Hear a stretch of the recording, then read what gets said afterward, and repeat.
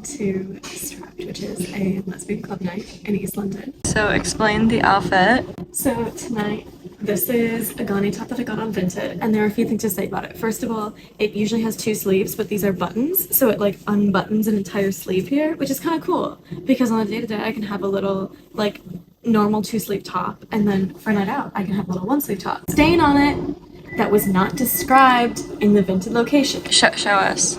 Wait. Actually, I don't know if I can see it.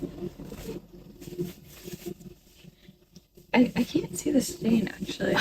There's Okay. a stain, So- and it was so- not described in the Vinted description, so I'm now wearing it backwards to avoid showing the stain. Okay, so my question is about this outfit. Like, why did you feel the need to make this a 1-sleeve top for going out? Why not a 2-sleeve? 2-sleeve for going out. Well, you do just feel cooler with a sleeve open, don't you? Why? As in, like, air. Like, cooler. Oh. Yeah. So this is like a tactical Yes, practical. a tactical practical top. And you feel a little bit, like, more interesting with a little asymmetrical moment. I wouldn't do as much asymmetrical, like, at my job, right? Because I think it'd be a little bit, like, just wear a top, you know? Distracting, your shoulders out. I know.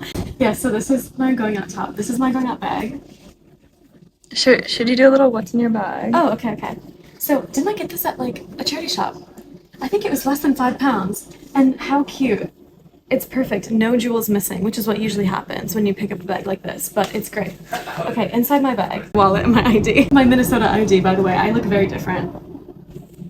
Would you ID me and say, that's the same girl? Let's compare. Who is she? Okay. These are my Loops earplugs. Very handy on most tube lines in London because it's loud as hell down there. Can you show how you put them in? Oh, fine. But apparently they don't fit in my ears right. Grace is always like, they stick out weird. So you put them in like this, and then you twist them around. And I'm feeling suctioned, like... That's the best they've ever looked at. Oh, really? Okay. Yeah. Because usually I feel good. Like, I'm not hearing anything except my own voice. And it really does help. Like, when the tube starts screeching in London, it does not faze me. It's fine. I used to wear, like, headphones on the tube, be listening to music with it's also screeching. I don't know how I was doing that because that's just, like, more decibels in my ears. But anyway, these have honestly been a lifesaver, so I keep them in my phone. Thank you. It's the lip combo of the night. I was like, I gotta get it. Complaint. Why does the Glossier Generation G, like, not... I love this color. It's a zip color, my favorite color. But I'm constantly, it just doesn't. Who designed this? I don't know. That's just like out in my purse. And then I have this, which is the best lip gloss. Everyone's putting out a 20-pound lip gloss these days. 3 pounds, Boots, not sticky. It has like a little like fruity scent. Just a little red lip gloss. Collections Gloss Me Up. Juicy Infusions. That's in there. That's it. House keys. Gotta get home.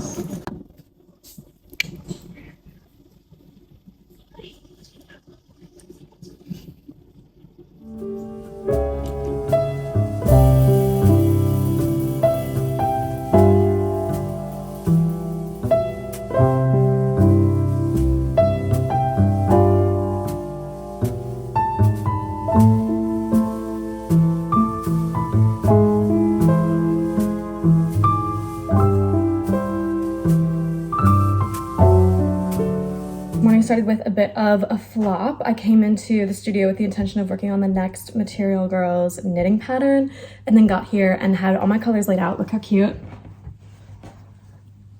Color scheme, super excited to get going. It's gonna be like a stripy little fun piece. And then I realized I have no knitting needles here. Since I work on most of my like prolonged personal projects at home, I keep my drawer of like collection of knitting needles there, and I usually just bring whatever size I need if I'm working on like a project for Material Girls or like otherwise business stuff to the studio with me, and I just like didn't today. So I have no knitting needles. I could not make the knitting project, which is too bad. Luckily I did bring my little bin of tools, so I have all my crochet hooks in here, and I'm going to finish off the crochet pattern instead. So I've been working on this for a while, but the crochet pattern is this cluster stitch scarf. and I've been waiting to finish it off in the studio because there are a few things I want to like make sure I get on film for the tutorial. So I'm going to finally try my method that at least works in my head, where I kind of like braid all these ends down the side instead of weaving each one in, because that is ridiculous. And then I'm going to do a border on it, and I have a few ideas. I think I know where I'm headed, but I'm still like debating anyways. So scarf, right, like this. I want to do a border around it. I have this pink, which I don't think I'm going to do. Like, I think that's up the running, honestly. And then I have this pink, which I think might be where I'm headed. So it's like hot pink, just a different hot pink that's in here. And I feel like that is good, because then we have like just a tri-colored pink situation. And I think going all the way around it, that would like make sense. It would look nice. I like this hot pink with the bit of sparkle that's in the lighter pink here. I don't know if you can see that in this lighting. Anyway, I think this is where I'm going, but I'm also gonna give a go with this black. I don't know, it's not that interesting, but I do think against a black coat, it might just like anchor it a bit. I don't know. So I'll do a few stitches of each and see what I decide. I have a feeling it's gonna be this guy. Of course, starting by doing my nails, so I'm going with a blue sparkly shade because I was inspired by my blue sparkly shirt this morning. So I'll do that. I'll get pattern all formatted, take some tutorial videos, finish this off. So I don't actually have any videos of me making this scarf because I've been doing it for months, and it is just the same stitch over and over again. So I'm gonna make a swatch to put in the tutorial that shows you how to do the stitch at this length. I'm just not gonna make an entire new scarf for the video, you know, and then I'll show how I finish it off on this original one. It's working. Okay, so I have two colors going here, and as I suspected, I think I'll be going with the hot pink. So what I did in this section was cut down the ends so that they're a bit shorter, and I just tugged them to like make sure that everything is like tight in the way that I want it to. And then as I crochet this border, I'm just going around all the ends. So I didn't even end up like braiding or weaving them at all. It's holding pretty securely in there. And then when little ones like pop out, like I'll just cut that off. But I think it looks nice finished off on this bit. I decided I'm not going to do the black because I feel like with the black, you can see the contrast more of all of the ends that I'm hiding in there, which I just don't think looks as nice. So I like how the color pink is looking here. I think that it covers it up and looks like better finished off. So I'm gonna just frog this back, pick up my pink here, and start going down the rest of it. That's the winner.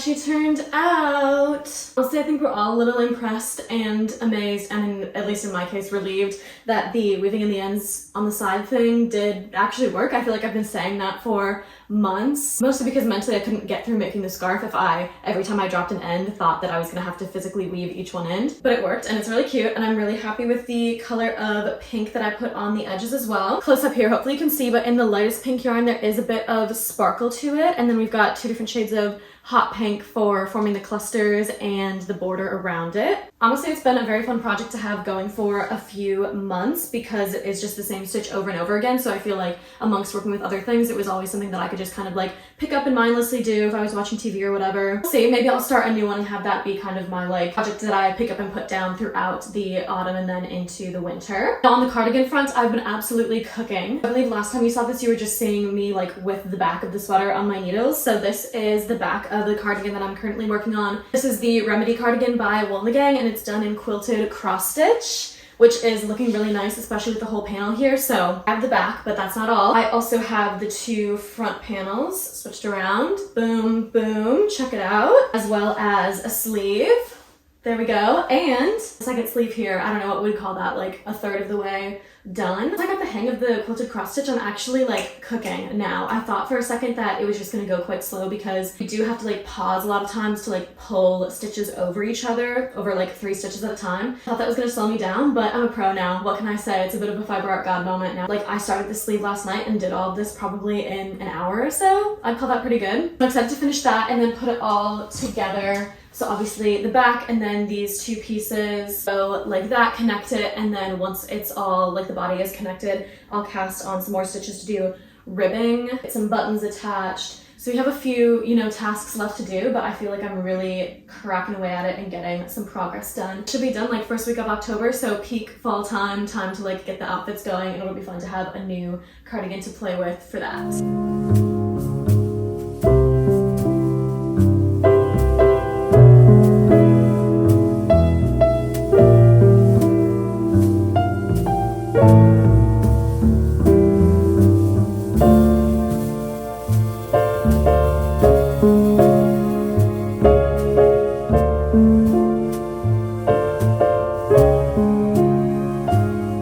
Gloomy morning, perfect for a little book chat. I finished my knitting machine zine. It's called Factory of One by Steph Lynn, and based on the dedication, I think it's an MFA project, so cool that I was able to find it at a zine fair and like that it was published enough to get my hands on. It's a bit different than I expected in a very interesting way, so I thought it was going to be like the history of the knitting machine, so from invention to kind of like where it is today, and to some extent it is, but where it takes a turn is a new fact that I learned, which is apparently punch cards, like this one, for knitting machines are the basis for binary coding in computerization. So, you know, when computers use like zeros and ones to tell the machine what to do, that was made possible by the initial invention of the knitting machine, because when you punch holes on punch cards for knitting machines, the presence of a hole or no hole is what like shows the machine what to do with the knitting. Which first of all is interesting because I feel like the craftspeople and like inventors of the knitting machine don't get credit for literally making computerization possible, which is like arguably the most important invention in recent history, but also because then the like history of the knitting machine and the conversations that the book is having change, because it becomes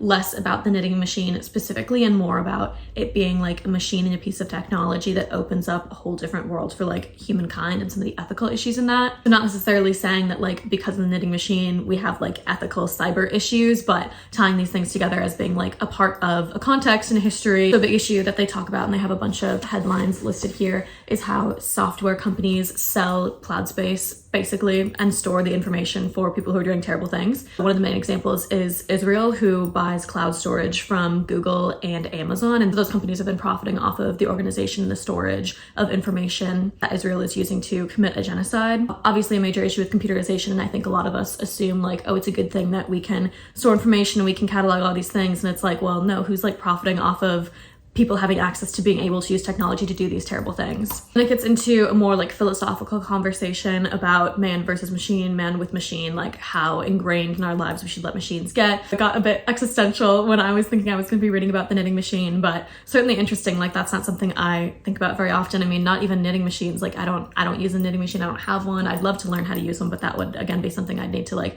get access to and have the space for and whatever. I'd still love to learn that. But that being said, like I don't spend a lot of time thinking about like how machines are ingrained in my life, so it was certainly interesting to hear that. And there were some interviews. There's even an interview with someone in here who does computer sabotage. Like people have opinions on these things, and I'm not sure I like agreed with everything that I saw in here, but it certainly got me thinking. And then near the end it does tie back into knitting machines because it talks about computerization and work. That's where the name Factory of One comes from. So it talks about people who work like on industrial knitting machines, because these machines are often like built around the worker and you work in tandem with the machine to create something. It's a factory of one. It's not like an assembly line, like Ford invented the assembly line and everyone did, you know, one thing as it went down. The knitting machine is something that you work more like in tandem with, just you. And so there's some articles from people in here who are like, I go to a factory every day and I don't have coworkers, it's me and my machine. So kind of like, again, drawing that thread through and closing off the conversation by talking about the knitting machine and technological advancements and how it's affecting our work and really individualizing things today. Absolutely beautiful graphics throughout. I really liked the way this was laid out with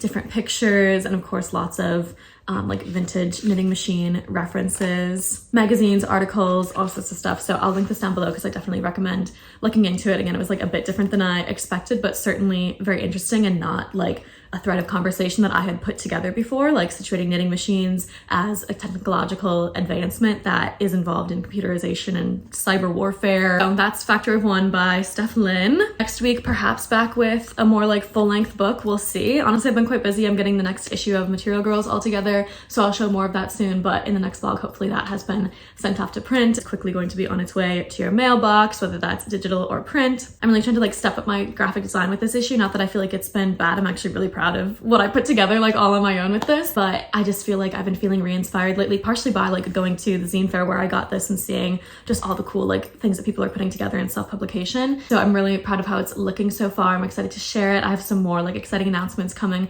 along with that as well, with it being like a 10th anniversary issue, end of the second year that I've been putting this together and putting it out. So more about that to come. Make sure to subscribe, and I'll give you some insights into the behind the scenes of making that and just other things that I'm up to as an artist in London as usual. Thanks for watching and hope you have a great day.